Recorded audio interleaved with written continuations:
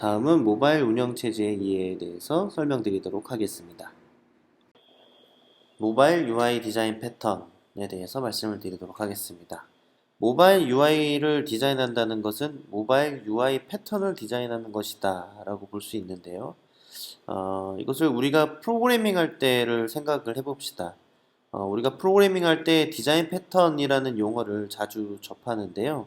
보통 프로그래밍 할 때 자주 반복돼서 나타나는 문제점을 해결하기 위해서 만든 결과물을 재사용하기 좋은 형태로 활용한다라는 의미로 쓰여지는데, 예를 들면 여러분들이 잘 알고 있는 모델 뷰 컨트롤러 MVC 패턴이라든지 클로저 디자인 패턴, 싱글톤 패턴 이런 것들을 예로 들 수가 있겠습니다.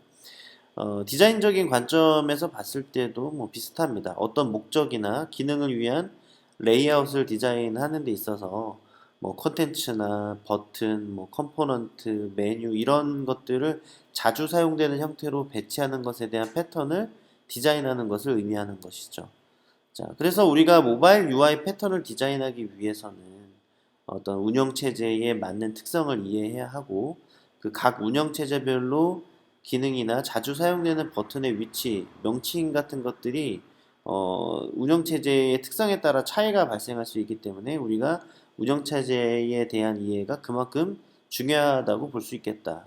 그래서 이제 우리가 이런 UI 디자인 패턴을 좀 살펴보기 위해서는 구글에서 UI 디자인 패턴으로 검색을 해보면 상당히 많은 예시 화면이나 이런 것들을 볼 수가 있으니까 한번 여러분들도 구글 검색을 통해서 한번 살펴보시도록 하시기 바랍니다. 네, 사실 모바일 UI 디자인을 할 때 운영체제의 특성뿐 아니라 또 디바이스별로도 또 특징이 다르기 때문에 이 디바이스의 환경이나 센서 이런 것들에 따라서도 디자인을 달리 적용할 수가 있는데요. 요즘 많이 사용되는 다크 모드나 블루라이트로 인해서 눈이 피로해지는 것을 방지하기 위한 나이트 시프트와 같은 것들이 하나의 예로 볼 수가 있겠습니다. 또한 넷플릭스의 경우에는 배경을 어둡게 해서, 우리가 보통 영화를 볼 때 야간에 많이 보니까 배경을 어둡게 해서 컨텐츠의 집중도를 높이는 어떤 다크 모드의 테마를 적용한 것을 또 예로 우리가 들어볼 수가 있겠죠. 자, 그럼 iOS와 안드로이드는 구조적으로 어떤 차이가 있는지 한번 자세하게 살펴보도록 합시다. 우선 구조적인 차이를 살펴볼 텐데요. iOS는 바, 뷰, 컨트롤의 이런 기본 구조를 가지고 있습니다. 보통 바에서는 이제 대표적으로 내비게이션 바, 탭바 이런 것들을 예로 들 수가 있겠는데요. 보통 사용자가 현재 어떤 화면에 위치해 있는지 알 수 있도록 해주고, 또 다른 화면으로 넘어가거나 또 이전 화면으로 돌아가기 위한 어떤 그런 컨트롤을 제공하기도 하고요. 또 어떤 기능을 동작시키는, 액션을 시키는 어떤 그런 버튼을 제공하기도 합니다. 그 뷰의 경우에는 여러 컨텐츠를 담을 수 있는 화면을 제공하는 것으로 생각하시면 되고요. 대표적으로 일반적인 뷰가 있겠고, 또 스크롤 뷰라든지 어떤 아이템을 추가하거나 삭제하거나 또 정렬하거나 아이템을 이렇게 쭉 나열하거나 하는 이런 그 테이블 뷰라든지 리스트 뷰 이런 것들을 예로 들 수가 있겠습니다. 다음은 이제 컨트롤인데요. 컨트롤은 어떤 기능을 수행하거나 정보를 표시하는 역할을 합니다.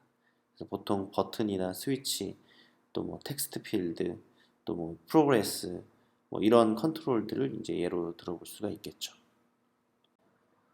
네, 지금 보고 계시는 게 iOS에서의 내비게이션 바와 테이블 뷰의 어떤 하나의 예시 화면이라고 볼 수가 있겠는데요.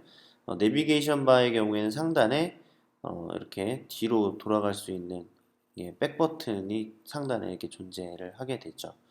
그래서 점점 화면을 진입하면 진입할수록 그만큼 이제 스택이 깊어지는 거죠. 그래서 점점 이제 푸시와 팝이 이제 계속해서 일어나는 어떤 그런 형태의 구조를 가지고 있다. 내비게이션 구조를 가지고 있다. 이렇게 생각해 보시면 될 것 같습니다.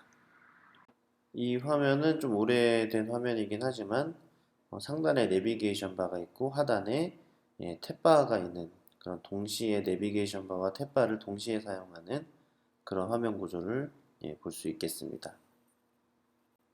그럼 안드로이드는 어떤 구조를 가지고 있을까요? 안드로이드의 구조를 살펴보면 안드로이드는 보통 뷰가 계속 쌓이는 구조라고 보시면 됩니다. 가장 바탕에 가장 처음에 최상위 뷰가 있고 그 최상위 뷰에서 새로운 세부 뷰가 하나씩 쌓이고 또 백버튼을 누르면 쌓여있던 뷰가 사라지면서 이전의 상위 뷰가 보여있는 그런 어떤 구조를 가지고 있어요. 이것을 우리가 두 운영체제 간의 어떤 탐색 패턴의 차이가 있다라고 이야기를 하는데요. iOS에는 글로벌한 뒤로 가기 버튼, 그러니까 즉 안드로이드에 있는 화면 안에 백 버튼이라든지 또는 기기의 물리적인 어떤 백 버튼 이런 것들이 안드로이드는 있지만 iOS에는 없기 때문에 항상 내비게이션 바에 스택에 따른 뒤로 가기 버튼을 제공을 해야 합니다. 안드로이드에서는 별도의 뒤로 가기 버튼이 있기 때문에 이전 화면이나 이전 단계로 돌아갈 수가 있지만 iOS는 그런 어떤 백 버튼을 제공해주지 않으면 뒤로 이전 단계라든지 또는 다른 화면으로 넘어갈 수가 없죠. 그래서 이런 탐색 패턴의 차이를 잘 고려해서 디자인을 해야 된다라는 것을 우리가 알 수가 있겠습니다. 안드로이드 앱에서 자주 사용되는 탐색 패턴 중에 하나가 바로 내비게이션 드로어인데요. 보통 우리가 사이드 메뉴라고도 알고 있죠. 이 사이드 메뉴를 펼쳐내기 위해서는 보통 햄버거 메뉴라고 부르는 이 버튼을 누르면 좌측에서 이렇게 열리는 메뉴를 우리가 내비게이션 드로어라고 하는데 이러한 그 화면을 이제 안드로이드에서는 기본적으로 제공을 합니다. 또는 iOS에 있는 그 탭바와 같은 하단 내비게이션이라는 구성 요소도 같이 제공이 되고 있고요. 그렇지만 머티리얼 디자인에서는 이 두 가지를 혼용하게 되면 사용자에게 혼선을 줄 수가 있기 때문에 가급적 동시에 사용하지 않는 것을 권장하고 있습니다.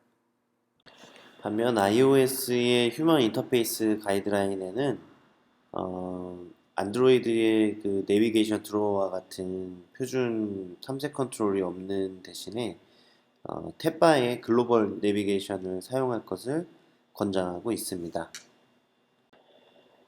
다음은 표준 컨트롤의 차이점인데요.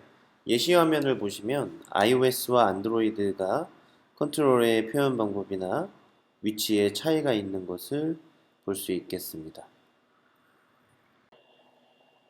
또한 날짜를 선택하는 방법도 서로 다른 것을 볼 수가 있는데요. 이런 부분은 각 OS가 기본적으로 제시한 가이드에 따른 것이기 때문에 이렇게 기본 컨트롤을 사용하는 경우도 있지만 때에 따라서는 별도의 서드파티 컨트롤을 구현을 해서 사용하는 경우도 있습니다. 또 표준 컨트롤에서 버튼의 스타일도 각 OS별로 차이를 보이는데요. 보통 iOS의 플랫 디자인에서는 그림자가 표현이 되지 않죠. 텍스트에서도 iOS는 대소문자를 구분해서 표기를 하지만 안드로이드는 대문자로 표현을 하고 안드로이드는 또 플로팅 액션 버튼을 기본적으로 제공하는 UI 디자인 패턴을 가지고 있기도 합니다. 물론 iOS에서도 구현은 가능하지만 기본 가이드라인에 포함이 되어 있는 것은 아니죠. 자, 여기서 우리가 한 가지 더 알아야 될 점은 각 운영체제가 지향하는 특성을 고려를 해야 되는 것은 맞습니다. 그렇지만 지금은 우리가 하나의 통일된 디자인을 양쪽 운영체제에 모두 적용하는 것이 디자인이나 개발의 비용을 절감을 할 수가 있기 때문에 어떤 치명적인 구조적 차이에서는 OS의 특성을 적용을 해야겠지만 나머지는 대부분 동일한 디자인을 적용하는 것이 요즘 추세라고 볼 수가 있겠습니다. 네, 그렇다면 이제 모바일 디자인 가이드 요소에는 어떤 것들이 있는지 좀 더 자세하게 살펴보도록 하겠습니다. 요즘 모바일 디자인은 대부분 깊이감을 표현하는 머티리얼 디자인을 채용하고 있는데요. iOS도 플랫 디자인의 스큐모피즘을 다시 가져와서 적용하고 있는 만큼 간결한 플랫 디자인에 사실적인 표현을 적용해 나가고 있습니다. 디자인의 간결함을 추구하면서도 사실감을 표현하기 위한 머티리얼 디자인, 그 원리에 대해서 자세하게 살펴보도록 하겠습니다.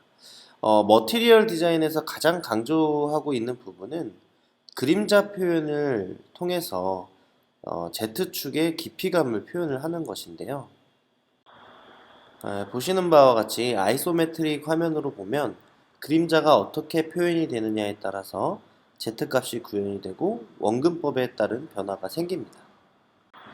다음 그림에서도 알 수 있듯이 그림자의 표현에 따라서 같은 크기의 도형이지만 아래쪽 도형이 더욱 화면에서 떠 있는 것처럼 보이게 되는데요. 이렇게 그림자의 값이 어떻게 달라지느냐에 따라서 Z의 높낮이가 생기는 것을 바로 엘리베이션이라고 부릅니다. 네, 이처럼 머티리얼의 기본 원칙은 종이에 조명을 비추면 생기는 그림자의 원리를 그대로 적용해서 이 Z의 높이를 구현했다고 생각하시면 될 것 같습니다. 따라서 각 컴포넌트들의 Z값을 통해서 엘리베이션 하기 위해서는 그림자의 크기를 일관성 있게 사용을 해야 되는데요. 각 컴포넌트에 설정할 수 있는 높이 값이 0에서 24dp라고 합니다. 예, 여기서 이 dp라는 단위는 뒤에서 더욱 자세하게 설명을 드리도록 하겠습니다. 네, 이렇게 보이시는 FAB, 그러니까 플로팅 버튼, 뭐 스낵바, 스위치, 메뉴, 컨테인 버튼 이런 다양한 이 컴포넌트의 속성에 따라서 높이 값이 다 다르게 적용이 된 것을 볼 수가 있습니다.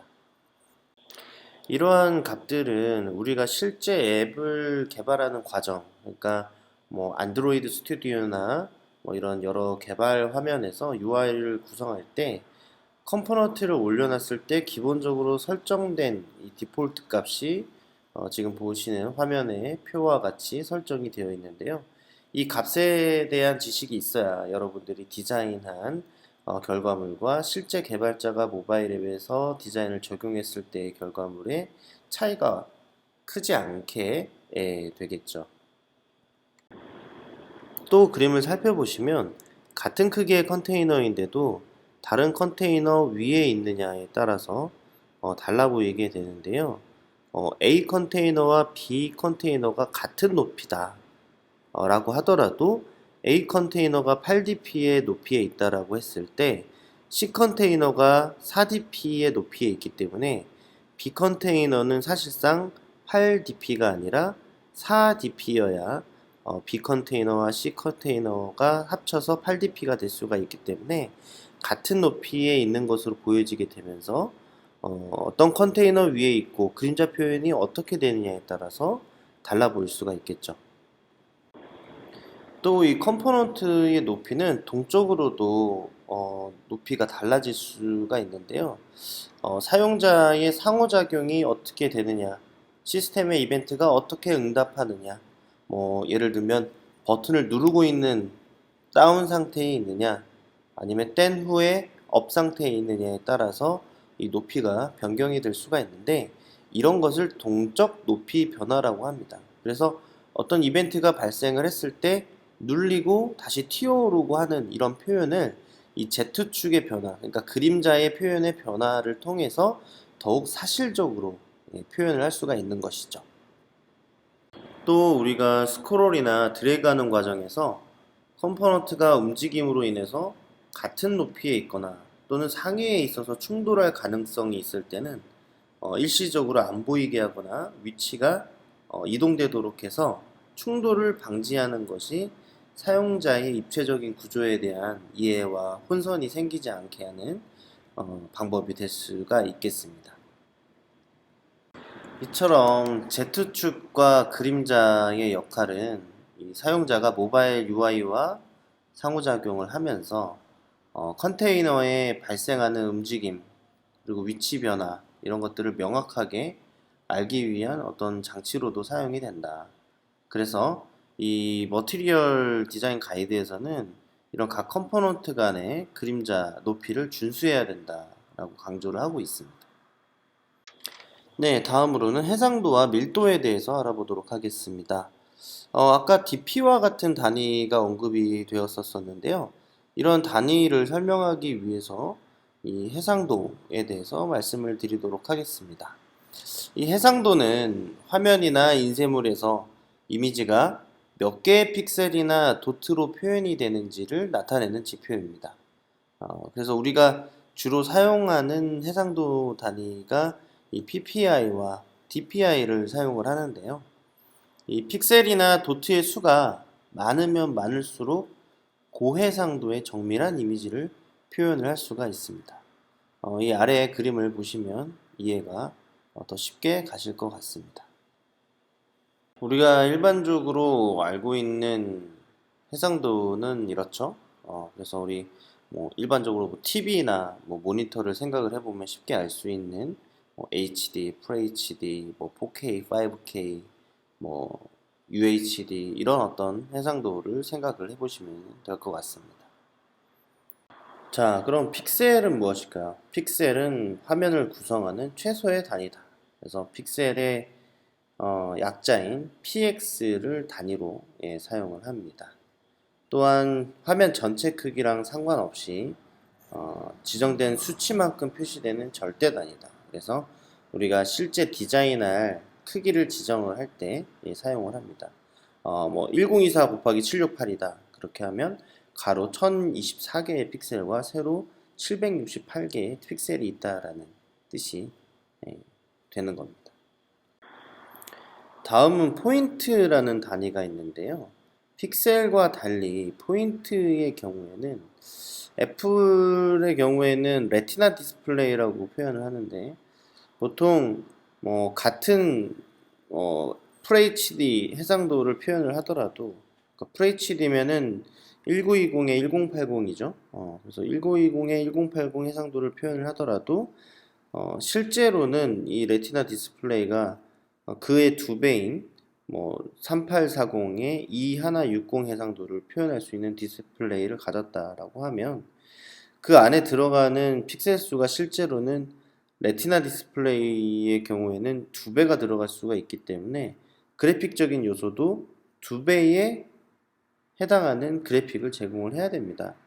이를 사용하기 위해서 쓰는 개념이 이제 포인트인데 이제 하나의 포인트가 이제 1920, 1080, 그러니까 FHD 해상도의 디스플레이에서는 1픽셀이라고 하면 그 두 배인 3840의 2170 해상도를 표현할 수 있는 레티나 디스플레이의 경우에는 이것을 1920, 1080처럼 표현을 한다고 했을 때 1pt가 1포인트가 2픽셀을 뜻하게 되는 거죠. 네, 보이시는 바와 같이 실제 iOS 모바일 기기에 적용되는 비율이 이렇게 다 다른 것을 확인해 볼 수가 있습니다. 네, 다음은 DPI와 PPI에 대해서 알아볼 텐데요. DPI의 경우에는 보통 인쇄할 때 인치당 도트 수가 얼마나 많이 들어가느냐를 나타내는 수치입니다. 우리가 일반적으로 사용하는 PC의 경우에는 72dpi가 대부분인데 보통 그런 화면을 스크린샷을 떠서 출력을 해보면 우리가 눈으로 보는 만큼 그렇게 선명하거나 하지 않아요. 예. 그래서 반면에 이제 300dpi로 작업한 또는 300dpi로 스캔이 된 일러스트나 이미지 같은 경우에는 인쇄했을 때 아주 원본과 그대로 선명하게 보이는 것을 알 수가 있는데 그 72dpi의 경우에는 1인치당 72개의 도트가 채워졌을 것이고 300dpi의 경우에는 1인치에 300개의 도트가 채워졌기 때문에 그 선명도가 차이가 있을 수밖에 없겠죠. 자, PPI의 경우에는 DPI의 개념을 컴퓨터 모니터 화면에 적용을 한 것이 PPI입니다.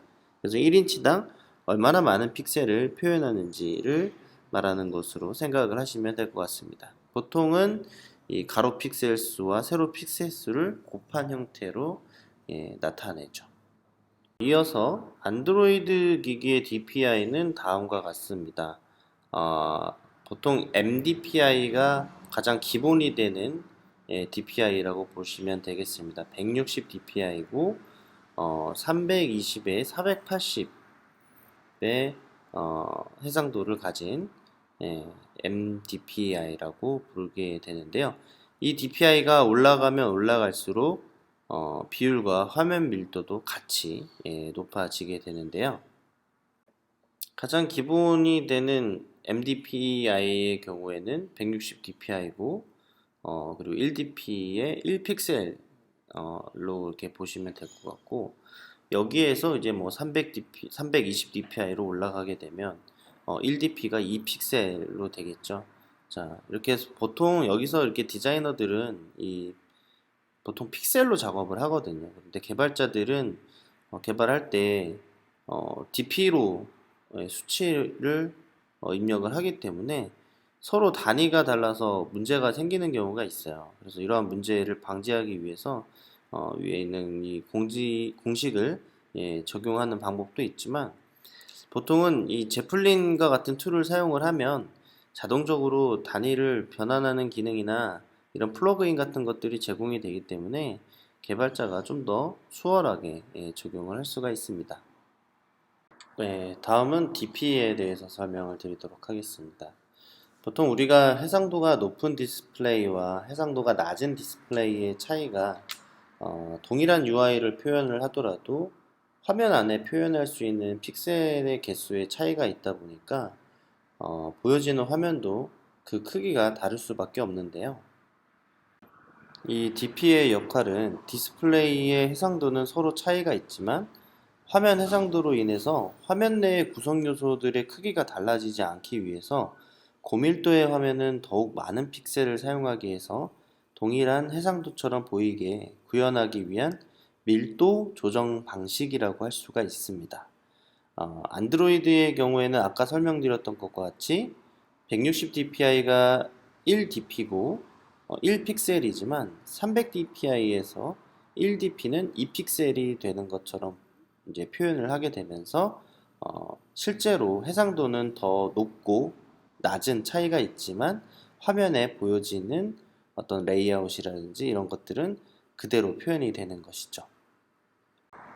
따라서 보통 우리가 XD로 디자인을 하게 될 때 아트보드 크기가 픽셀로 따지면 그렇게 크지 않은 것을 볼 수가 있어요. 그래서 대부분 1dp 1픽셀로 작업을 할 수 있게 이렇게 템플릿이 구성이 되어 있는데, 나중에 이렇다 하더라도 나중에 작업 결과물을 익스포트 할 때 모두 벡터 기준으로 작업이 되기 때문에 이 해상도를 더 높게 해서 익스포트를 할 수가 있고, iOS의 경우에는 뭐 2배나 3배의 형태의 이미지로 익스포트가 가능하게 되는 겁니다. 다음은 SP라는 단위인데요. Scalable Pixel이라고 부르고 안드로이드에서 사용하는 단위입니다. SP는 안드로이드 앱을 개발할 때 설정에 따라서 크기가 달라지게 할 수가 있는데요. 이 미리 정의된 수치를 고정적으로 사용하고자 할 때는 DP를 사용을 하시면 되고, 이 시스템이나 사용자의 설정에 따라서 크기가 변경이 되게 하고 싶으시면 SP라는 단위를 쓰면 설정에 따라서 폰트의 크기가 가변적으로 변하게 됩니다. 우리가 디자인을 할 때는 사실 이 SP라는 단위를 크게 고려를 하지는 않아도 되어요. 이거는 이제 개발자의 영역이 될 수가 있기 때문에. 하지만 우리가 사용자의 설정에 따라서, 그러니까 안드로이드 시스템 설정에 뭐 폰트의 크기를 바꾼다든지 이랬을 때 정상적으로 다 반영이 되게끔 의도를 디자이너가 한다라고 했을 때 의도적으로 SP라는 단위를 쓸 수 있도록 개발자에게 가이드 해줌으로써 디자인의 방향을 일치시키는 어떤 그런 작업들을 할 수가 있게 되겠죠. 네, 다음은 그리드인데요. 우리가 XD를 실제로 실습을 하면서 한번 실습을 해볼 내용인데요.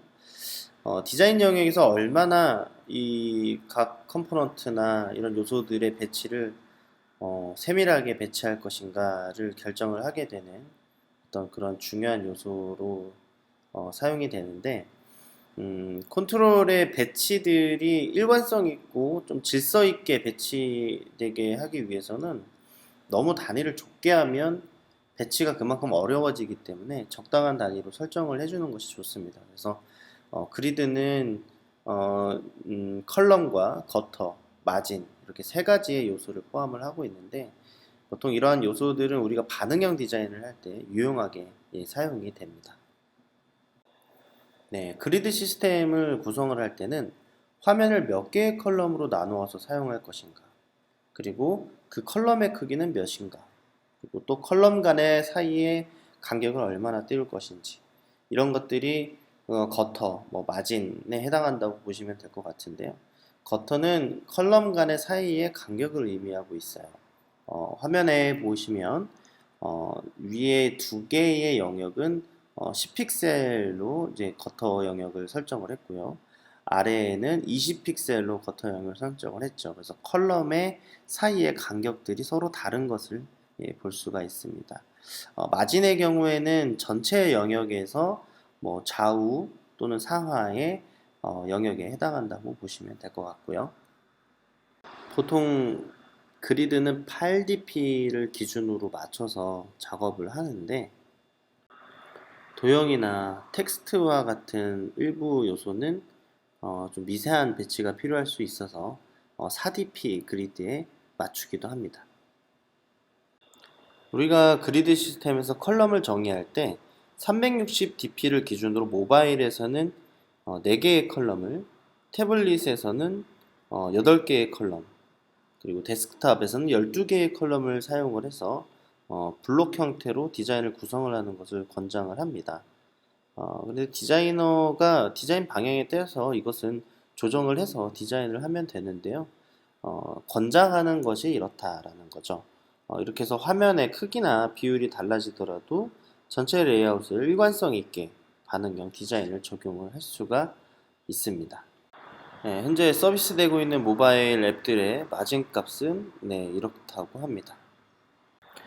네, 그럼 실제 디자인을 한다고 했을 때 아트보드 위에 우선 그리드 시스템을 적용을 해야 되겠죠. 그래서 우리가 마진을 잡을 때는 머티리얼 가이드에서는 마진의 기본값으로 16dp를 권장을 하고 있지만, 이건 역시 꼭 지켜야 할 의무는 없고 여러분들이 디자인하는 형태에 따라서 균형감 있게 조정해서 값을 지정을 하시면 됩니다. 컬럼의 개수는 뭐 4개를 해도 되고 6개를 해도 됩니다만, 요즘 모바일 해상도가 워낙 다양하고 또 디바이스 자체가 점점 커지고 있기 때문에 6개의 컬럼을 또 많이 사용을 한다고 해요. 그래서 컬럼이 6개면 그 사이 간격을 의미하는 거터는 5개가 되겠죠. 그래서 거터의 너비를 지정을 하면 컬럼의 크기는 알아서 결정이 되기 때문에 굳이 우리가 컬럼의 크기를 지정을 할 필요는 없습니다. 또 그리드를 계산하는 사이트도 있지만 보통 요즘에는 툴에서 알아서 잘 지원이 되니까 굳이 뭐 사용할 필요는 없어 보이지만, 이러한 그 그리드를 계산해주는 그런 웹사이트도 있다는 거 알아두시면 좋을 것 같습니다. 네, 다음 모바일 디자인 가이드 요소로 컬러 테마를 이야기해 볼 텐데요. UI 디자인에서 몇 가지 색상을 정하고 통일성 있게 디자인하는 것은 상당히 중요한 영역이라고 볼 수가 있습니다. 간혹 디자인을 할 때 그때그때마다 화면마다 미리 정해놓은 색상을 사용하지 않고 이 화면 저 화면 모두 이렇게 다른 색상을 적용하는 경우를 볼 수가 있는데, 그렇게 되면 사용자에게 시각적인 연속성을 제공하기 어렵기 때문에 컬러 테마는 신중하게 선정해서 통일감 있게 적용을 해야 됩니다. 머티리얼 디자인에는 기본 색상과 보조 색상이 제공이 되면서 배경, 표면, 오류 이런 여러 가지 정의를 통해서 색상이 설정이 되어 있는데, 물론 이런 기본적으로 정의되어 있는 색상 말고 내 디자인의 방향에 따라서 그때그때 컬러를 교체해서 사용을 하면 되겠죠. 네, 언급했던 기본 색상과 보조 색상, 즉 프라이머리 컬러와 세컨더리 컬러라고 하는데요. 이렇게 기본 색상은 앱의 화면과 구성 요소에서 가장 자주 사용되는 색상을 의미하고, 보조 색상 없이 기본 색상만으로도 이렇게 구성 요소나 이런 것들을 강조할 수 있는데, 그 강조되는 색깔을 이제 프라이머리 베리언트, 또 보조 색상을 강조해서 표현하는 것을 세컨더리 베리언트라고 부릅니다. 머티리얼 디자인에서는 이 기본적인 색상의 수치를 올리거나 낮춰서 밝거나 어둡게 이렇게 만드는데요.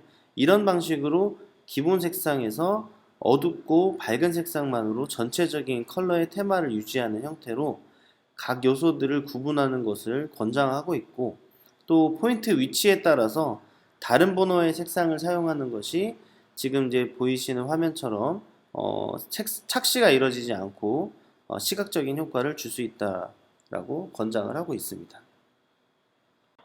이렇게 기본 색상과 보조 색상을 사용해서 톤 앤 매너를 지켜주는 것이 전체적인 디자인의 컬러 테마를 유지하는 하나의 예라고 볼 수가 있겠습니다. 네, 또는 기본 색상과 보조 색상을 활용해서 기능을 구분짓거나 강조하는 형태로 사용할 수도 있습니다. 자, 이렇게 우리가 색상을 선택할 때 좀 어려움이 있다면 별도의 색상이 정의되어 있는 템플릿을 활용을 하는 것도 방법이 될 수가 있고요. 색상을 선택하는 이런 보조적인 도구들을 활용하는 방법도 좋은 방법이 될 수 있겠습니다. 네, 이렇게 머티리얼 홈페이지에서 제공하고 있는 컬러 선택 도구를 활용해서 기본 색상과 보조 색상, 프라이머리 컬러와 세컨더리 컬러를 설정할 수가 있는 거죠. 또 머티리얼 디자인 컬러 툴을 활용을 하면 내가 디자인하고자 하는 레이아웃에 맞게 미리 컬러 툴을 통해서 기본 색상과 보조 색상을 어떤 예시 이미지를 보면서 적절히 적용을 해볼 수가 있습니다. 네, 마지막으로 타이포그래피 시스템 요소가 있습니다. 보통 우리가 디자인에서는 특별한 그래픽적인 요소를 사용해서 기교를 부리지 않아도 폰트만 잘 사용하면 실제 그래픽 이미지와 유사한 그런 미적 역할을 하게 됩니다. 폰트만으로도 충분히 매력적인 디자인을 구사할 수 있다는 거죠. 자, 이렇게 해서 오늘 수업은 여기까지 진행을 하도록 하겠습니다. 오늘은 실습을 진행을 하지 않고 다음 주에 실습을 진행을 하도록 하겠습니다. 모두 수고하셨고요. 네, 그럼 다음 주에 다시 만나도록 할게요. 수고하셨습니다.